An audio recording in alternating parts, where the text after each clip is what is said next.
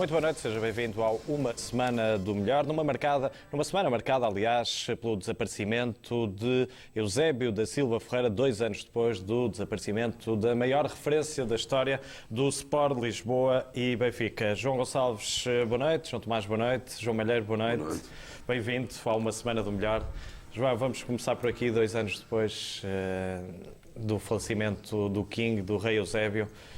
Imagino que cada minuto que passa, cada dia que passa, as tuas saudades aumentam naturalmente, não é? Seguramente, é mesmo sem hipocrisia, porque há aqueles discursos que nós utilizamos não poucas vezes, procurando puxar um tanto para o sentimento, e desejavelmente um sentimento ainda mais arraigado, mas com toda a honestidade não é o meu caso. Se eu disser que penso no Eusébio todos os dias, eu não estou a mentir. Eu, aliás, tive a oportunidade de estar aqui com o meu caro Tony, no dia, portanto, recentemente, quando se completaram os 2 anos do desaparecimento do Eusébio, e disse, e repito, que tenho um busto dele em casa que cumprimento todos os dias. Portanto, o Eusébio continua a ser, e aliás um belíssimo busto, que também está aqui na loja do Benfica, feita por um escultor, meu amigo, e relativamente ao qual eu até tive alguma interferência. Mas devo dizer que está fantástico, não é? Isto não é nenhum convite comercial, no limite um convite sentimental. Eu tenho esse busto em casa e, portanto, posso dizer que o Eusébio continua a fazer parte do meu cotidiano. João, estás aqui perante uma geração que, por muito pena nossa, não viu jogar Eusébio. Se te pedisse para escolheres um jogo de Eusébio, aquele jogo que mais te marcou, eu sei que já publicaste muitos livros, já falaste muitas vezes disso, mas é aquela final com o Real Madrid para ti? Sim, mas que eu tinha 1 ano de idade e, portanto, não vi na altura, vi a posteriori. Mas por falar em Real Madrid e nas milhares e milhares de conversas que eu tive com o Eusébio ao longo de mais de uma vintena de anos, aquele jogo em que nós vencemos aqui o Real Madrid por 5-1, o Eusébio é intérprete, provavelmente, da mais fascinante exibição individual, no caso também veio a ser coletiva, de que há memória. Estou a falar no velho Anfiteatro da Luz. Nós esse ano vamos à final, perdemos a final. Mas é de facto algo de absolutamente extraordinário. Estamos a falar de um Real Madrid também galáctico, não é? O Galáctico é um termo mais recente, mas era uma equipe... Não é só os 5-1, porque repare-se, nós recentemente goleámos o Marítimo com 6-0, por 6-0.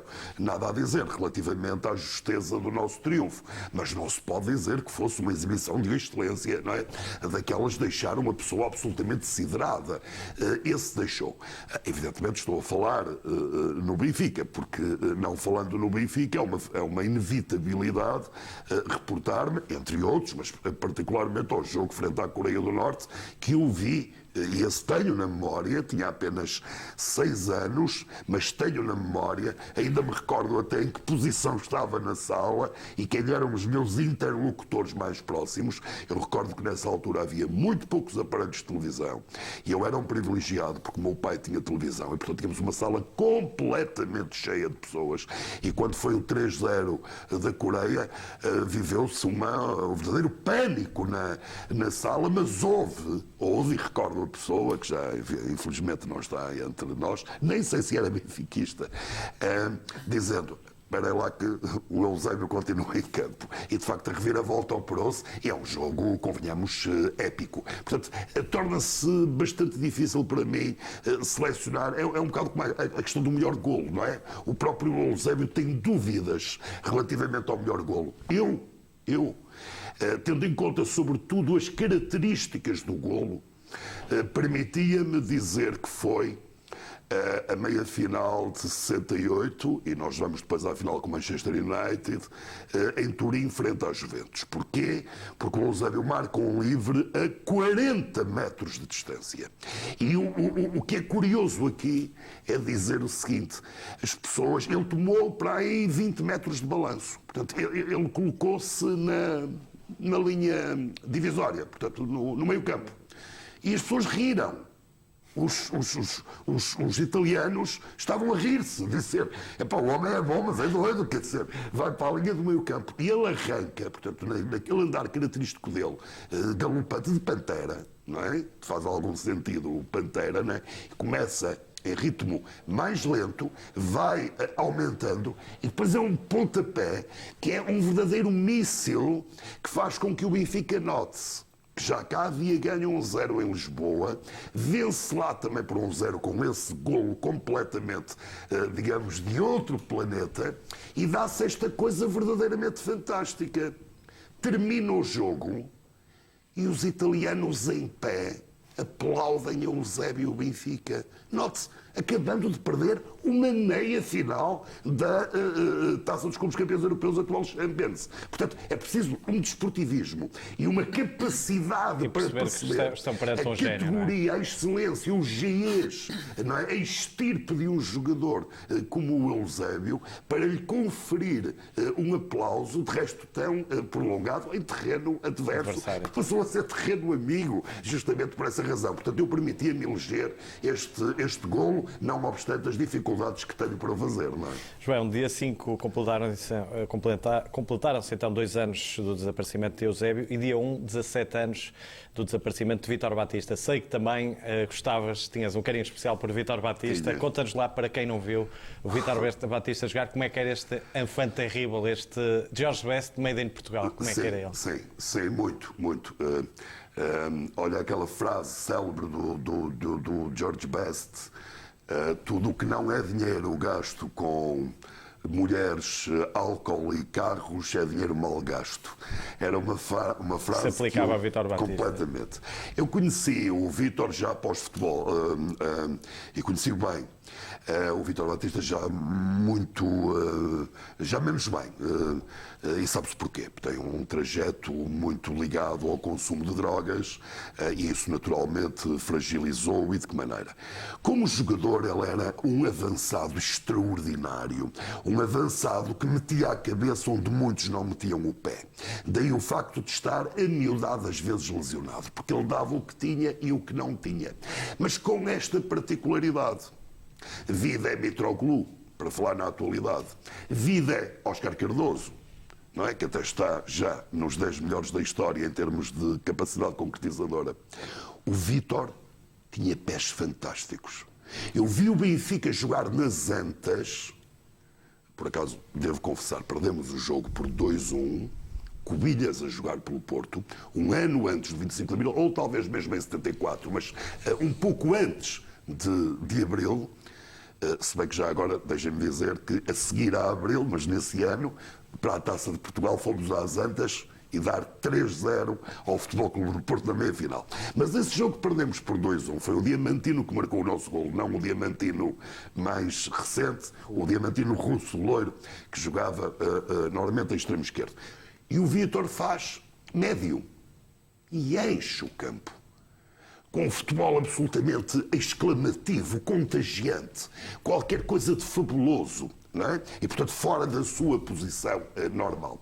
Ele dizia, eu sou o melhor do mundo, depois do Eusébio ter renunciado.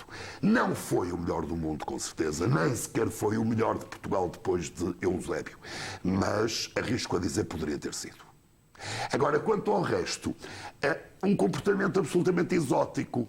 Deixa-me só contar isto, até em homenagem a ele. Olha, eu ia sempre buscá-lo nos meus aniversários, que aliás são conhecidos por ser amplamente participados. Eu ia buscar o Vítor Batista ao cemitério de Setúbal. Ele era coveiro no cemitério e que vinha com a roupa que trazia no corpo. E juntava-se lá à malta. Muitos já não conhecia, ele já estava, sobretudo nos últimos anos de vida, com algumas dificuldades. Mas recordo um episódio fantástico, que eu estou a almoçar com o Eusébio, aqui em Lisboa, um dia chuvoso, um dia frio, e aparece-nos o Vítor de manga curta, ao pé da estátua do Eusébio, no velho estádio. Manga curta, com uma temperatura que não era muito superior a 3, 4, 5 graus. Quer dizer, isto era um atentado à saúde, não é? Bem, ele disse, Vitor, o que é que se passa? Só tenho esta roupa e tal. E o Eusébio num ato de grande generosidade, vai ao balneário do Benfica, eu fico com o Vítor, não é? Vai ao balneário do Benfica e foi buscar um quispo, um belo quispo. Não é? Aliás, como os dois são capazes de ser um bocadinho melhores, não é? Tudo isto está a mudar para melhor. Mas já era um senhor que estamos a falar aqui há 15 anos, não é? Mais ou menos.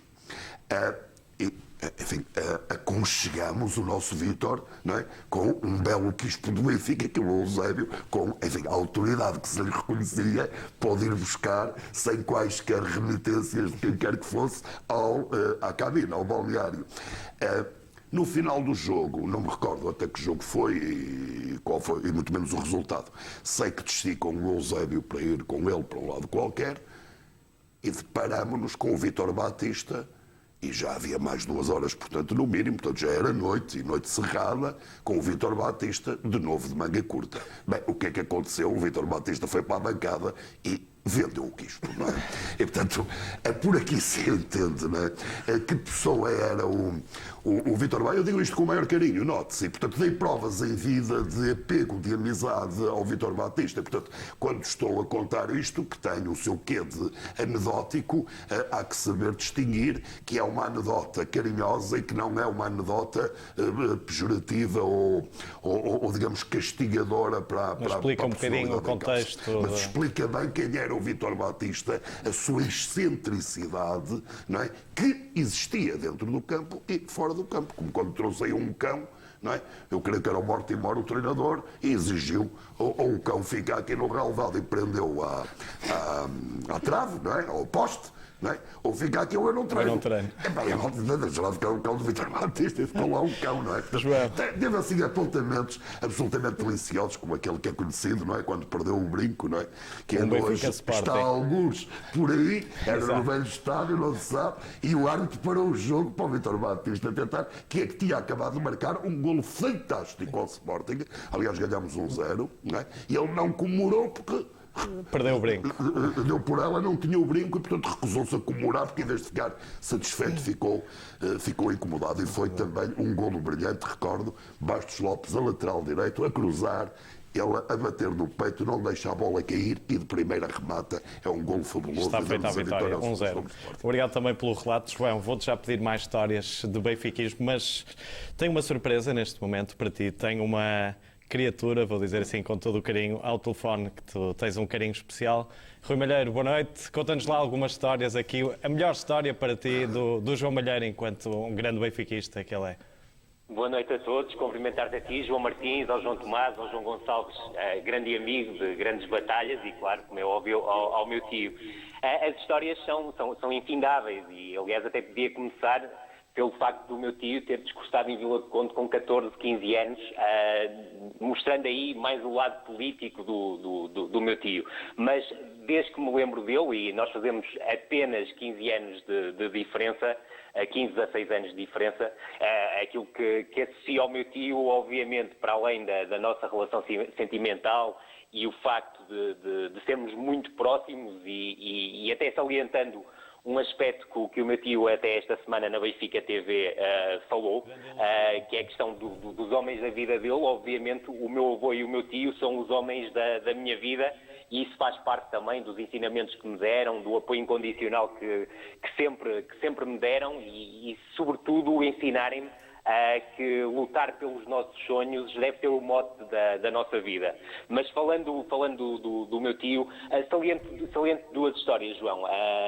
Uma primeira, e eu estava a ouvir o programa, este lado humano do meu tio, e o meu tio estava a falar, sobretudo em relação ao Vítor Batista, é também um lado que o meu tio fez com outras figuras da história do Benfica. E lembro-me, por exemplo, de um domingo de manhã estar com o meu tio em Vila do Conde e vermos no jornal A Bola que o Fernando Chalana estava a atravessar uma fase difícil e até era uma grande reportagem.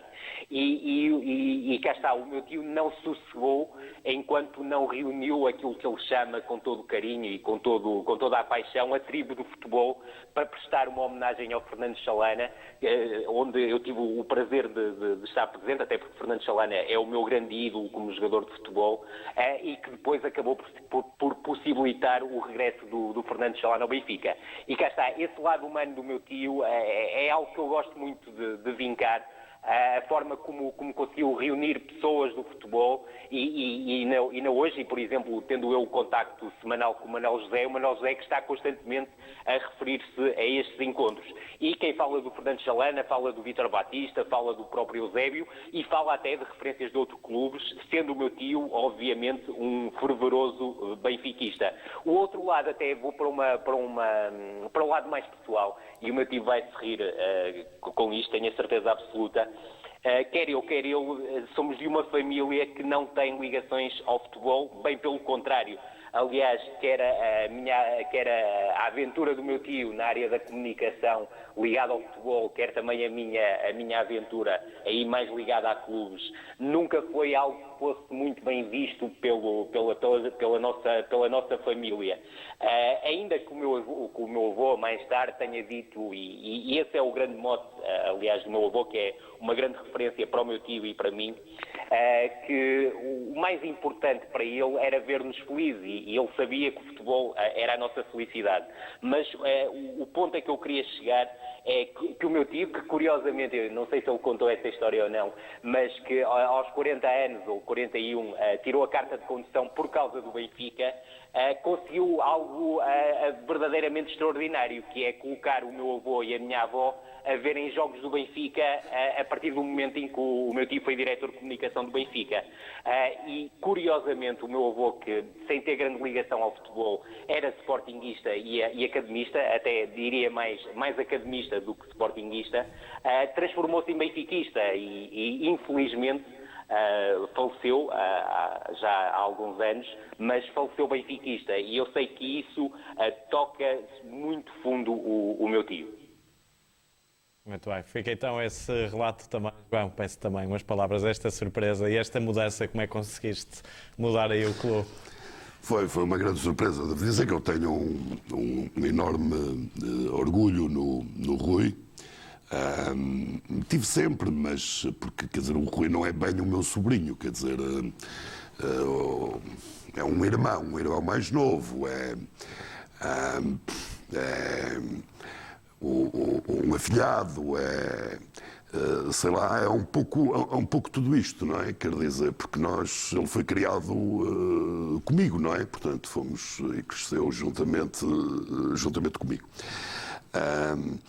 E, sobretudo, o orgulho que eu tenho, eu falo pouco nele justamente porque, enfim, eu tenho alguma contenção, alguma inibição em falar em família. Há pessoas que até desconhecem que o Rui Malheiro, que veio na televisão ou a assinar prosas de resto excelentes no Record, e, enfim, outras colaborações desconhecem até que é meu familiar e, portanto, qual a ligação? Eu não faço muita questão até porque acho que ele deve ter e tem feito um percurso notabilíssimo e deve fazê-lo pelo seu próprio pé e não por ser familiar desta ou daquela pessoa. E nesse aspecto ele está de parabéns porque o trabalho tem sido notável. Agora, eu era um bocadinho mauzinho, não é? Eu suponho que ele ainda me está a ouvir neste momento. Eu obrigava-o de manhã, muitas vezes, lá no nosso sótão em casa, a debitar o plantel todo do Benfica. Eu dizia, vamos lá ver, quantos são? 27 e tal, vamos lá, tal, Bento, na altura não me lembro quem era o guarda-redes suplente, talvez Jorge Martins, não sei, tal. Depois mais Humberto Coelho, não sei o quê, Xalã, não sei o quê, tal, mais aqueles que jogavam menos. Epá, eu era um azado, tinha uma dificuldade enorme em encaixar o Padinha. Quer dizer, faltava sempre era o Padinha.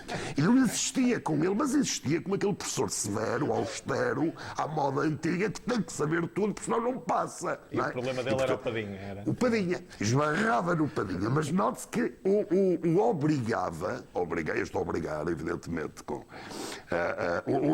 hoje fico satisfeito, porque foi uma forma de lhe incutir o prazer pelo futebol. E eu acho muito honestamente que ele, mais do que simpatia pelo Clube A ou pelo Clube B, tem pelo futebol, mais pelo futebol. Eu não. Eu primeiro Benfica e depois futebol, não é? O Rui primeiro futebol e depois outros emblemas, não é? E desigradamente o nosso, mas quer dizer, o Rio Ave, ele adora o Rio Ave, não é? Até mais do que eu. Mas esta aptitude pelo futebol tem efetivamente muito a ver comigo. E, portanto, tenho um enorme orgulho. Relativamente ao meu pai, portanto, o avô dele, quando se diz sportinguista, era um sportinguista mitigado desde miúdo. Era do Sporting, porque o meu tio, que ainda está vivo, irmão do meu pai, por sinal mais velho, mas que ainda está vivo, já com mais de 90 anos, era do Benfica. Isto lá em cima no norte. E, portanto, por uma questão de emulação. Quando um irmão era de um, o outro normalmente era do outro. Portanto, o meu pai foi do Sporting, no tempo dos violinos e tal, porque o irmão era do Benfica, não é? Venho a licenciar-se em Coimbra e claramente vir à Académica. Eu nunca ouvi o meu pai ter uma manifestação de maior apreço pelo Sporting. E o Rui, de certeza, que também não ouviu. Eu nunca ouvi. E da Académica dizer, quando lhe perguntava o clube Académica, não é? É de facto verdade que quando eu vim para o Benfica, o meu pai, que era um intelectual, portanto uma pessoa preocupada com, não quer dizer que os intelectuais não se preocupem com o futebol, mas quer dizer, com um outro universo de preocupações, se tornou um frenético benfiquista, ao ponto de discutir futebol. Quer dizer, não é que era uma coisa que o meu pai via uns jogos por curiosidade e tal, mas quer dizer, não era propriamente a pessoa que ia para a mesa discutir futebol, a mesa de café ou com pessoas e tal. E quando eu fui diretor de comunicação, ele vestiu de tal forma, digamos, a sensibilidade profissional do filho, não é? E o facto de ser porta-voz do Benfica, que na altura tinha uns contornos até um pouco diferentes de hoje, não é? Olha, não havia este poderosíssimo instrumento que é a Benfica TV, e, portanto, as prestações ou as despesas de comunicação eram diferentes e, portanto, aparecia mais o diretor de comunicação, que era eu no caso, e isto fez com que o meu pai, de facto, se tornasse benfiquista e viesse a morrer benfiquista. Já a avó, agora estou a fazer confusão, a minha mãe, que ainda é viva, felizmente, sempre foi do Benfica, embora sem grande histeria, digamos assim, curiosamente por causa do José Maria Nicolau, não é? Portanto, não tem a ver com futebol, tem a ver com ciclismo, mas sempre foi. E a bisavó dele, não é? E, portanto, minha avó, mãe da minha mãe, que eu acabei de falar, também benfiquista, e ouvia religiosamente os relatos ao domingo, e lembro muitas vezes, nem com o meu pai, nem com a minha mãe, o Rui ainda não existia, não é? Eu e a minha avó ouvirmos os relatos e torcemos pelo Benfica. João, vais já contar também algumas aventuras desse tempo, quando foste diretor de comunicação do Benfica. Para já, vamos, João Gonçalves, à jogada defensiva da semana. A tua escolha. Já aqui falamos, mas é o teu destaque, não é? Esta semana aproveitei não só a presença do João Malheiro, como o facto de estarmos a recordar o Eusébio, particularmente nesta semana em que faz 2 anos que faleceu, e transformei a jogada defensiva da semana, em vez de ir escolher uma das boas defesas do campeonato inglês ou italiano que vimos nos últimos dias, resolvi escolher a jogada defensiva como a defesa da memória das nossas referências, neste caso na pessoa do Eusébio, mas isto é muito importante para a nossa geração, não tanto para as mais novas, que já cresceram com o Benfica, agradecido a quem o serviu e a quem engrandeceu o nome do Benfica, mas eu, durante muitos anos, convivi com um clube que virava costas às grandes referências do clube e fazia muita impressão, principalmente porque eu, quando comecei a ver os jogos do Benfica, ainda vi um Benfica forte, pujante, vencedor, mas depois seguiu-se um período de grande seca, por assim dizer, em termos de títulos. E foi nessa altura mais, como é normal e como é natural no ser humano, quando as coisas estão mal, a gente olha para trás à procura de referências. As nossas referências, nessa altura, estavam praticamente todas esquecidas. E são muitas e são boas. E claro que, quando falamos em referências, temos o Eusébio, que será maior, porventura. E não me querendo alongar, porque o João Malheiro já referiu aqui quase todos os pontos essenciais, e o meu grande amigo Rui Malheiro, para quem mando aqui um abraço especial, falou do caso do Chalana. Abreviando esta minha intervenção, é dizer que atualmente, e aliás ponho aqui uma questão pessoal, eu e o João Tomás há pouco tempo tivemos o privilégio de almoçar com um bicampeão europeu, que é o Mário João, e já convivi com outros jogadores dos anos 60, e há uma coisa que é comum a todos os jogadores desse período da hora do Benfica, é o agradecimento ao Benfica atual em não os esquecer, não os deixar esquecidos e preocuparem-se com eles. Em Moçambique, no funeral de Mário Colonna, viajaram todos antigos companheiros de equipe e houve também aquele sentimento de gratidão por parte da direção. E é ótimo ver isto, porque te faz sentir bem com o teu benfiquismo atual e faz-te sentir orgulhoso do clube que tu tens agora. E vale a pena recuperar a tua frase de há pouco, ao contrário de outros clubes que esquecem as referências, não é? O Benfica não esquece, pelo contrário. Não é? Felizmente agora, mas durante muito tempo havia uma... Eu acho que até havia um desprezo, não sei como é que isto chegou a ser possível, mas acontecia. E eu lembro-me do Mário João dizer, num almoço brilhante em que contou N histórias, dizer que nisso ninguém pode acusar o Benfica, que não se esquece das suas referências. Há este episódio do Chalana. Como é que é possível o Chalana, que foi também talvez o meu maior ídolo com o Bento, andar esquecido?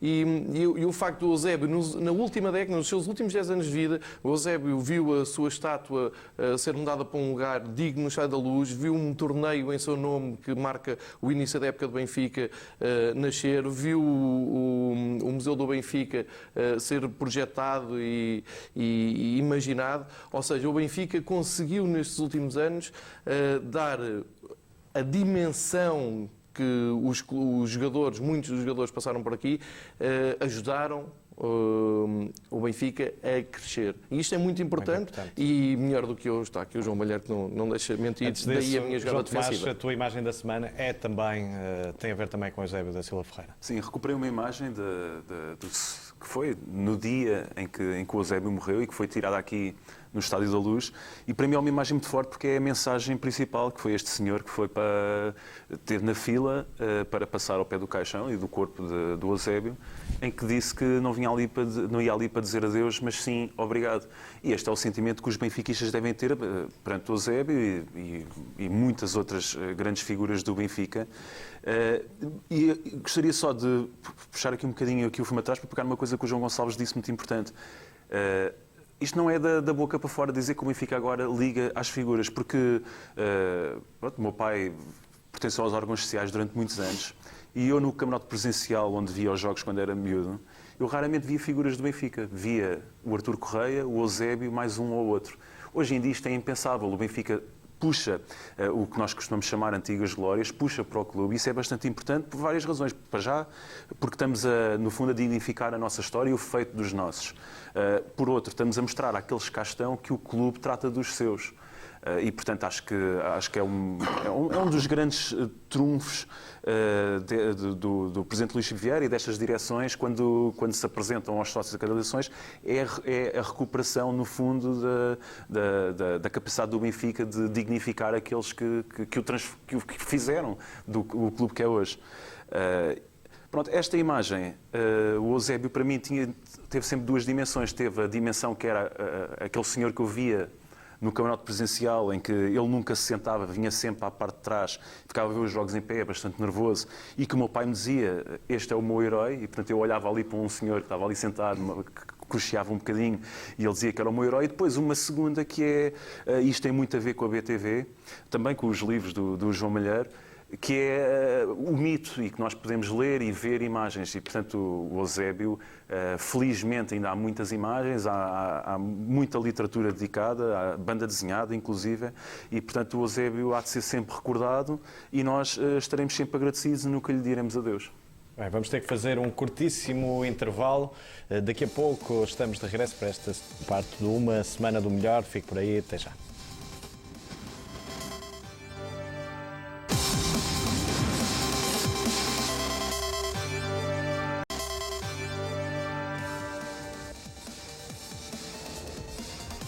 De regresso nesta parte, uma semana do melhor, vamos avançar com a frase da semana. João Gonçalves, continuamos a falar de Eusébio.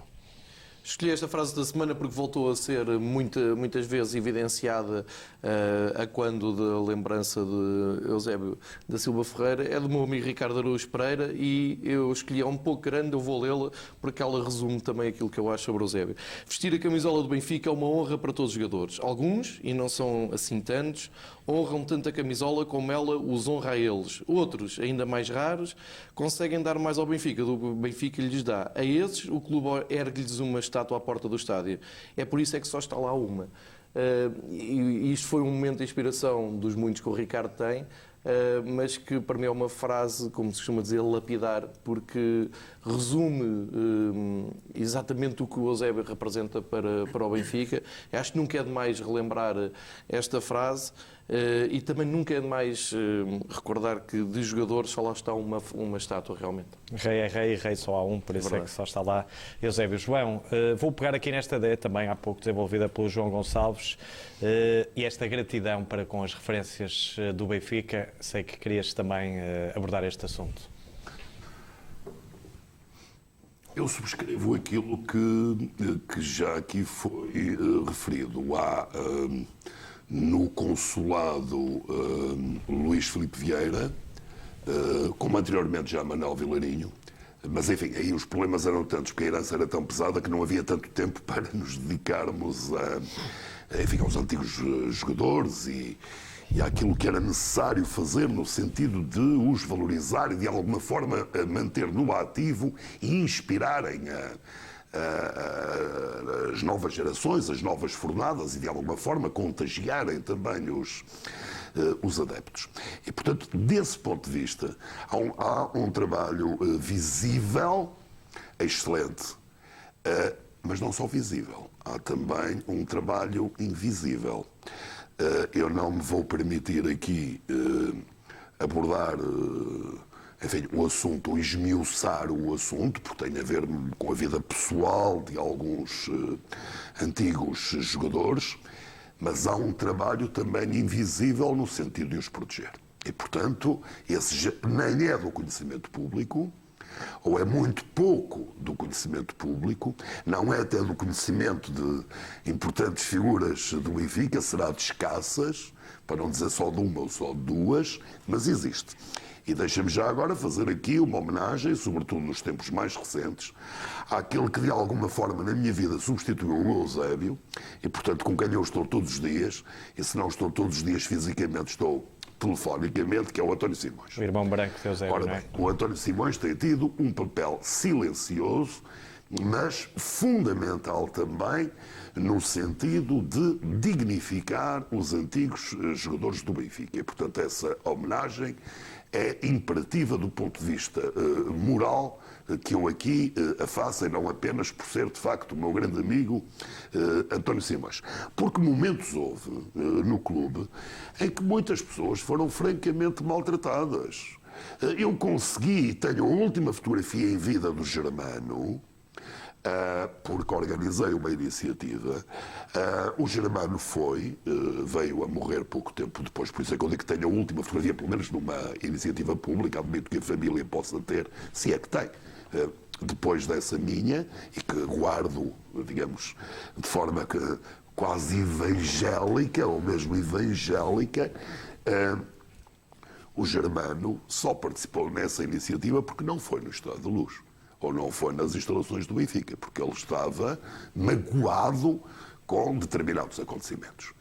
O próprio Mário Coluna, e devo dizer, se há coisas que me conferem orgulho, e desculpem-me a vaidade ou a imodéstia, é, por exemplo, e a família do Mário sabe disto, o Mário Coluna vinha 1 ou 2 vezes por ano a Lisboa, chegava ao aeroporto e a primeira pessoa a quem telefonava era a mim, e ia almoçar comigo. E a sexta da tarde, isto é uma redundância, enfim, sexta é naturalmente à tarde, a sexta dormia na minha casa, portanto eu andava sempre com o Mário Coluna, enfim, é-me associado a uma ligação maior ao Eusébio, porque o Eusébio estava, digamos, em regime de permanência em Lisboa, não era o caso do Mário, não é?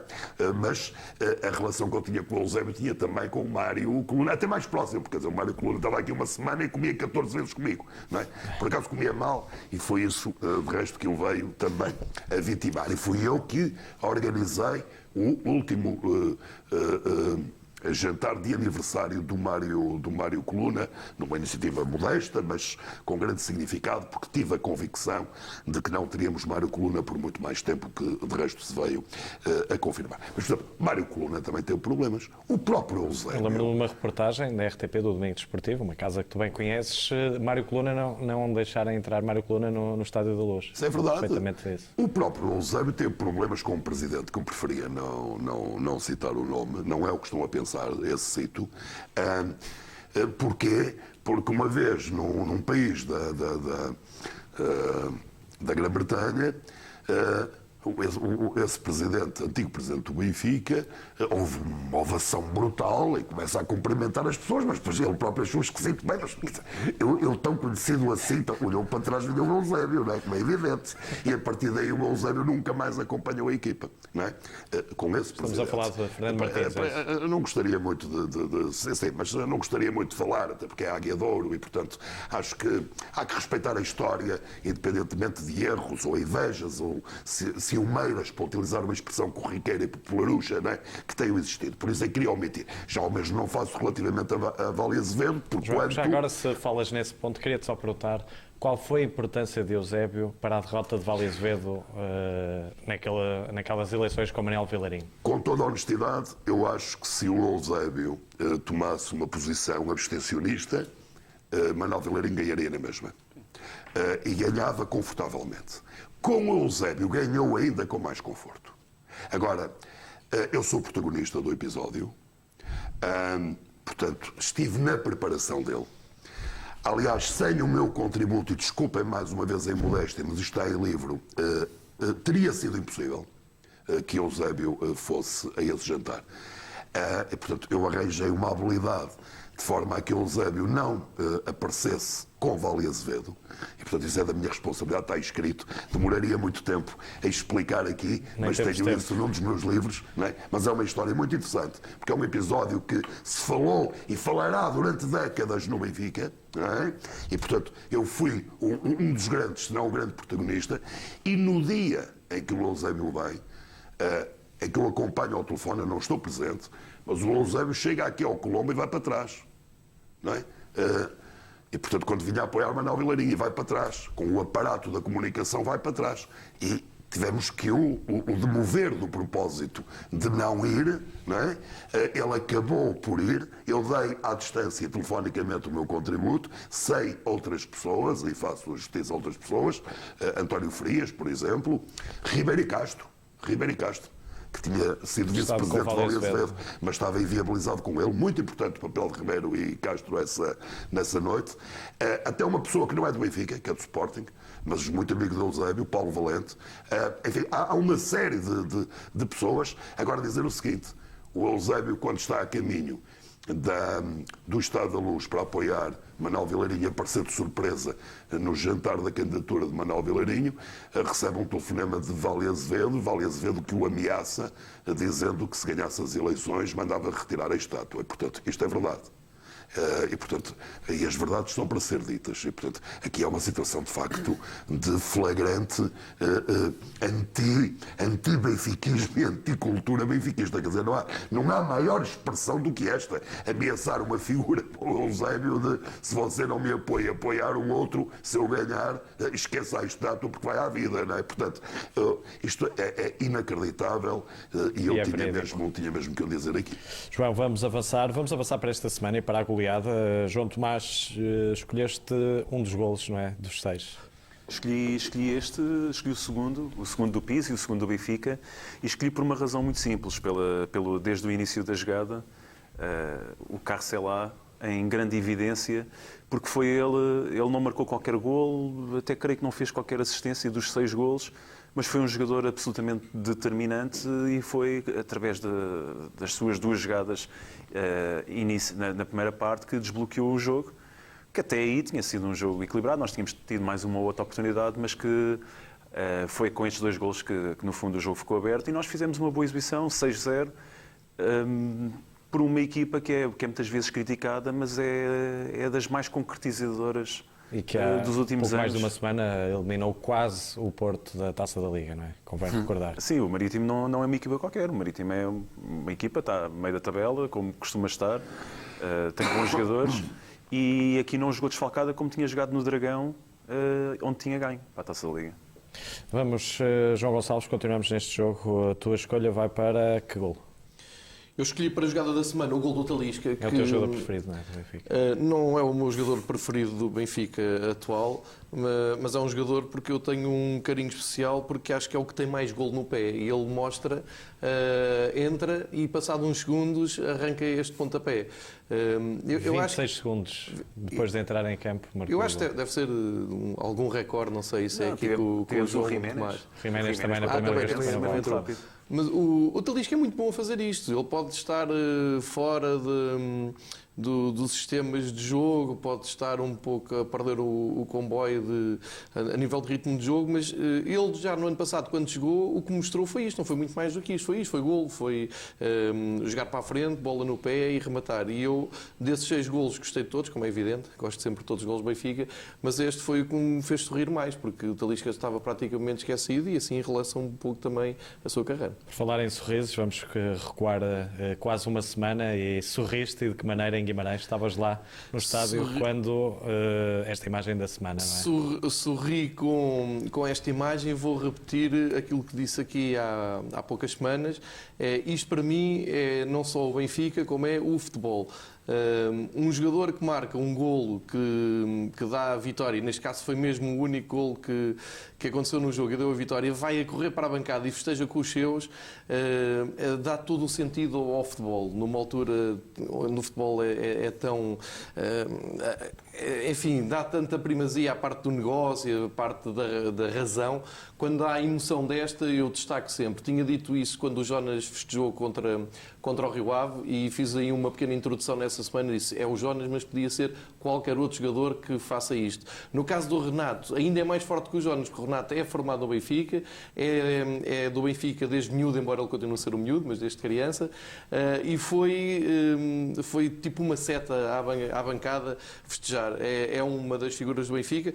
A única coisa que eu não entendo e tenho muita dificuldade em compreender como é que ainda acontece em 2016 é porque é que um jogador que vai à bancada festejar com os seus, volta para dentro de campo para continuar o jogo, leva um cartão amarelo. É triste e Neste caso nem tirou a camisola, não é? Foi apenas é verdade, não mostrou, não há componente publicitária nenhuma, foi festejar com os seus e acho isso triste e continua a ser a vitória da parte apaixonante do futebol contra a parte da razão, que eu não acho tanta piada assim.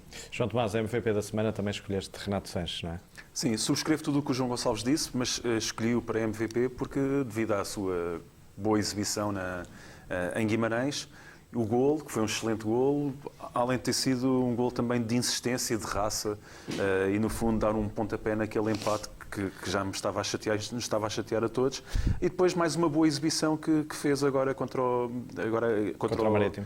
Marítimo. Não nos podemos esquecer, é um jogador que já estamos fartos de dizer e repetir, ele ainda é júnior, não é? E, portanto, é um jogador que se assumiu e, de acordo com as nossas previsões, aliás, de toda a gente, de quem via as camadas jovens do Benfica, o Renato Sanches, a partir do momento que se destaca, não mais sairia da equipa. Poucos casos há assim no futebol. No Benfica, se calhar, houve o Chalano, houve o Humberto Coelho e o Eusébio. E não houve o Simões, e portanto não houve tantos assim. Eu acho que o Renato vai ser um destes. É apenas estarmos em 2015, porque se estivéssemos em 1960, ele faria 15 anos de Benfica. Pronto. João, falaste aí no jogo com o Marítimo, vamos à antevisão do jogo e vamos a um tema quente nessa antevisão ao jogo com o Marítimo. A frase da semana que tu escolheste, explica lá qual é. Escolhi a frase do Rui Vitória numa excelente conferência de imprensa que eu acho que os benfiquistas estavam todos a precisar, que o nosso treinador também se emancipasse um bocadinho e dissesse um pouco o que ia na alma, porque os ataques ao Benfica e ao Rui Vitória em particular têm sido, já chateiam. Ele disse que as perguntas incómodas tinham que ser feitas em maio de 2011, maio de 2012 e maio de 2013. Isto é uma clara referência a uma acusação que não fez qualquer sentido que o Jorge Jesus fez ao Rui Vitória. Eu também sei que o Jorge Jesus faz isto porque considera o Benfica o seu adversário, então quer destabilizar. O Jorge Jesus também não é parvo nenhum e nós conhecemos-lo bem. E pronto, eu sei que tenho algum pudor em falar, eu também escolhi esta frase por causa disto, eu tenho algum pudor em falar disto porque em maio de 2011, em maio de 2012 e maio de 2013 eu não gostei do que se passou e fiquei triste. Portanto, não foram as derrotas de Jorge Jesus, foram as derrotas do Benfica. E vi com algum espanto que muitos benfiquistas agora começaram no fundo, quando o Jorge Jesus diz que o Rui Vitória não é treinador, depois dizem que o Jorge Jesus conseguiu perder uma final de Taça Portugal contra uma equipa a ser treinador. Mas eu, e creio que nós todos estávamos lá no Estádio Nacional, nós todos também perdemos. Portanto, faz-me um bocado de confusão que os benfiquistas peguem por este ponto. Agora, o que tem que haver também aqui um bom senso. É claro, isso, porque também. Foram as derrotas do Benfica, não foram do Jorge Jesus. Foi do Benfica com o Jorge Jesus no banco. E o Benfica está muito acima de qualquer treinador. Sim, e portanto, e só para finalizar, fazer aqui um pouco também a defesa do Rui Vitória, porque também faz um bocado a impressão que se faça tábua rasa de tudo o que mal correu nos últimos anos só para denegrir o atual treinador, porque nem tudo correu bem também. E o exemplo mais óbvio é que ainda o ano passado perdemos em Braga, empatámos em Guimarães, este ano ganhámos ambos os jogos. Vou já passar também, João Malheiro, vou-te pedir também um comentário a este tema quente, mas João Gonçalves, também escolheste Rui Vitória, para ti é a melhor semana do treinador do Benfica, é isso? Como nós temos aqui uma rúbrica chamada MVP da semana, eu não hesitei em eleger o Rui Vitória. Primeiro, pela vitória em Guimarães, com meio Gaetan, ou um terço de Gaetan, depois pela goleada ao Marítimo, também pelo fecho do ano passado, termos acabado com vitórias sobre o Rio Ave e sobre o Nacional na Taça da Liga, portanto, a nível desportivo, tudo a correr bem. E depois é inevitável abordar o que se tem passado nos últimos dias. Eu vou mais longe do que o João Tomás e separo isto em duas partes. O Rui Vitória, ao fim de 6 meses de ruído, como disse muito bem o nosso Presidente, resolve dar um murro na mesa e responder. Ele tem 3 frases absolutamente factuais, que não são polémicas sequer, são frases, nem é respostas, são frases factuais. Uma delas foi a que o João escolheu. Há aquela muito boa também de não se atiram pedras a árvores que não deem frutos. E há mais 2 ou 3 muito boas. O que o Rui Vitória fez foi, ao fim de 6 meses de Benfica, foi responder, dar um murro e se calhar até criar um novo ciclo, não aproveitando, porque ele realmente não sabia se ganhava sequer ao Marítimo, nem sabia o que é que poderia acontecer, mas ele achou que era o momento de dar um murro. Fez muito bem, não vi nada de mal naquilo. Teve reações, como já se esperava, e ele até diz a certa altura da conferência de imprensa que sabe quais são os próximos episódios. Os próximos episódios foi o que aconteceu logo a seguir ao jogo do Marítimo. Ainda estava o Rui Vitória a explicar depois da goleada ao Marítimo que só fala quando quer e não está aqui à espera de ciclos vencedores, quando o Sporting ainda estava a acabar o seu jogo. E quando o Sporting acaba o seu jogo foi aquela loucura que se viu vinda do nosso ex-treinador. Espero que o Rui Vitória não responda mais, porque as coisas estão claras como a água, estão evidentes, não é preciso ir lá mexer mais. Eu quero dizer o seguinte: o Jesus, quando passou por aqui, realmente passou muito bem, teve 3 épocas boas, teve 3 épocas más. Entrou bem, teve uma frase muito feliz, foi jogar o dobro. Mas ele não me preparou, naquela conferência de imprensa muito boa e que toda a gente recorda, não me preparou para o facto de eu, no futuro, ir levar 5-0 ao Dragão. Eu estava lá, como o João dizem muito bem, as derrotas dele são as nossas. E ele hoje está a viver outra vida e eu continuo a sofrer com o gol do Kelvin, por exemplo, que também não considero jogador de futebol e marcou um golo e agora anda pelas favelas do Brasil.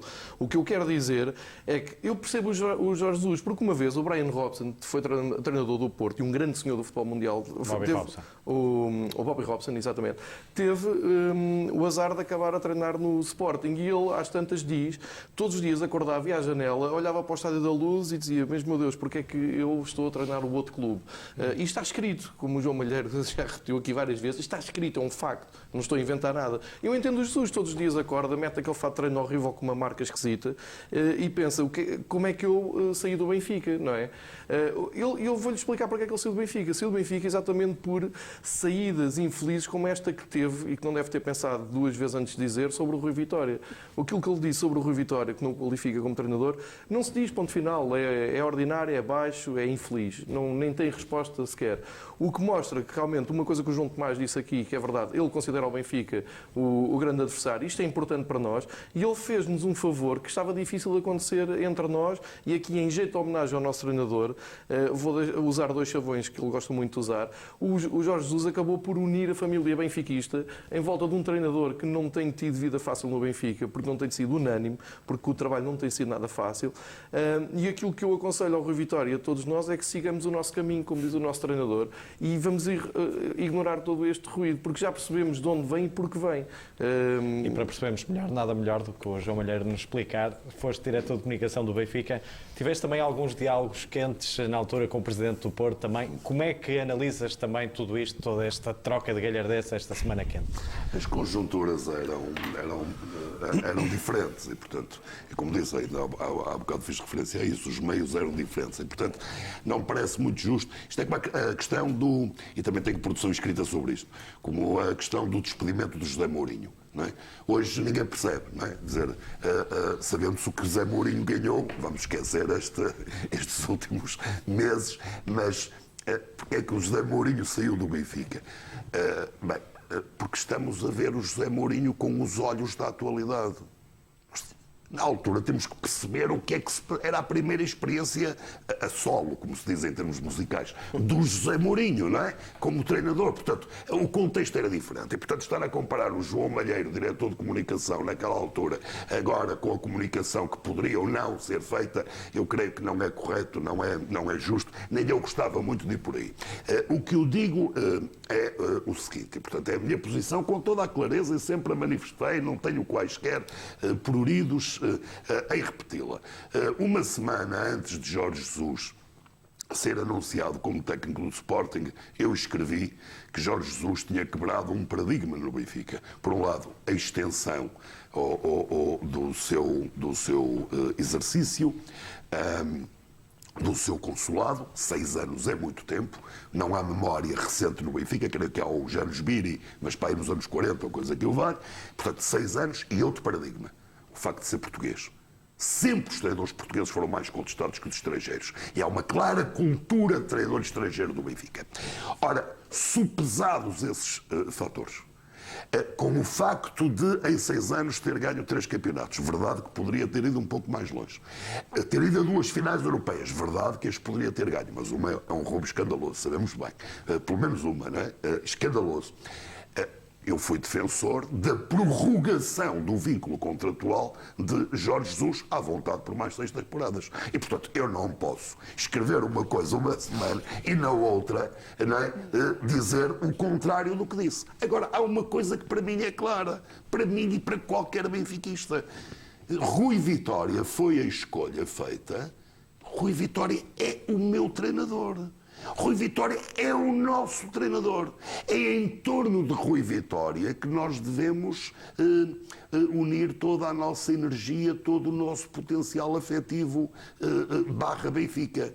E, portanto, repito, o meu técnico, aquele que eu quero que seja premiado no termo da temporada, e quer dizer, jornada a jornada, ou compromisso a compromisso, é evidentemente Rui Vitória. Agora deixem-me dizer, qualquer que fosse o treinador que viesse para o Benfica, depois de uma herança que dá pelo nome de Jorge Jesus, com 6 anos, teria vida muito complicada, porque de facto é um fardo muito difícil. 6 anos não são 6 dias nem 6 meses.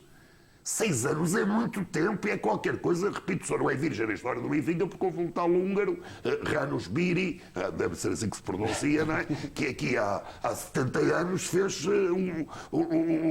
tantos anos quanto o Jesus. Portanto, é uma coisa nova. Agora, temos que ser calmos, sensatos, na observância de todos estes fatores. O que lá vai, lá vai. É óbvio que se me perguntas se este conflito, que agora já é também protagonizado pelos treinadores, não apenas pelos clubes ou por dirigentes ou funcionários dos clubes. Se me agrada, não agrada de todo. Não agrada de todo. E creio que aqui esta semana Jorge Jesus esteve francamente mal. não é? Francamente mal, quer dizer, há uma afirmação que eu posso, se quiser, ser simpático com ele, dizer que o jornalista o induziu um tanto, porque ele não ouviu o Rui Vitória, e o jornalista foi muito categórico, dizendo, Rui Vitória disse que você, acho eu, não tem caráter, e é mau colega, ou coisa assim, não é? E não foi bem isso, quer dizer, não é? O jornalista induziu, agora, aconselharia à prudência naturalmente que o Jorge Jesus dissesse, bom, deixe-me ver isso, porque, Claro, quer dizer, à partida, eu contesto já, não é? Mas, atenção, é uma acusação grave, eu quero ouvi-la, ainda não ouvi, não tinha ouvido ainda, não é?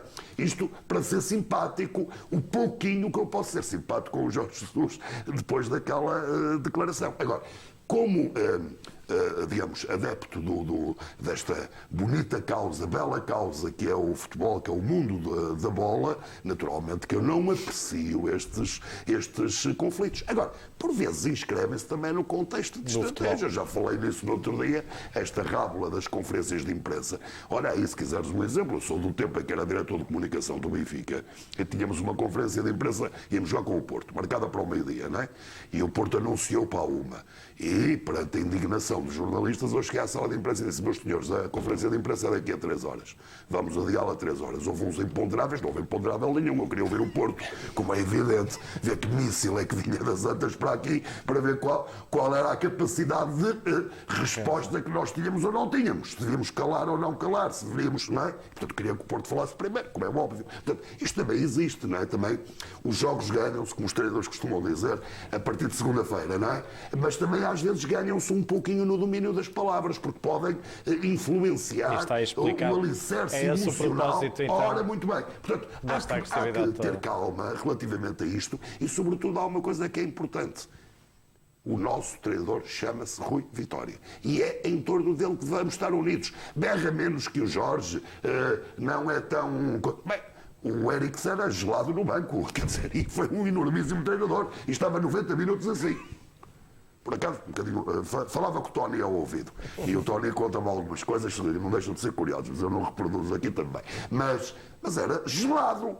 E era um enormíssimo treinador e está na nossa história e fez história no futebol português. E até, de alguma maneira, provocou uma grande revolução no futebol português. Todo ele, não apenas no Benfica. Temos que avançar. Jogada defensiva da semana, João Tomás, rapidamente.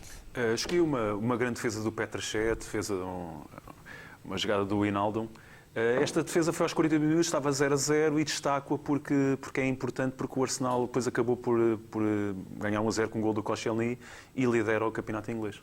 Vamos para a assistência passo da semana também, rapidamente.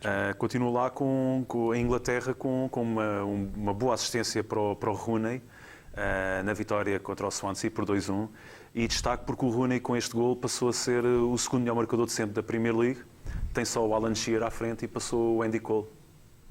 Assistência passa a semana, João Gonçalves. Olha, foi da Série A, da Juventus, continua a sua caminhada e eu escolhi o passe do Paulo Bruno Dybala, que para mim está a ser a grande revelação do campeonato italiano, embora ele já no ano passado no Palermo tivesse marcado alguns golos e tivesse estado nas vistas, tanto que a Juventus deu 32 milhões para o ir buscar. Fez este cruzamento milimétrico para um míssil de cabeça do Bonucci e deu mais uma vitória, desta vez por 3-0 sobre o Verona. Bem, tínhamos, João Malheiro, tínhamos aqui tema para muito mais e tínhamos vontade de falar muito mais, mas temos mesmo de terminar. Agradeço a tua presença, João Malheiro. Meus caros João Tomás, João Gonçalves, para a semana estamos cá de regresso neste uma semana de melhor, marcado então pelo desaparecimento de Eusébio da Silva Ferreira e por essa vitória também do Benfica por 6-0 frente ao Marítimo. Tenha uma boa noite.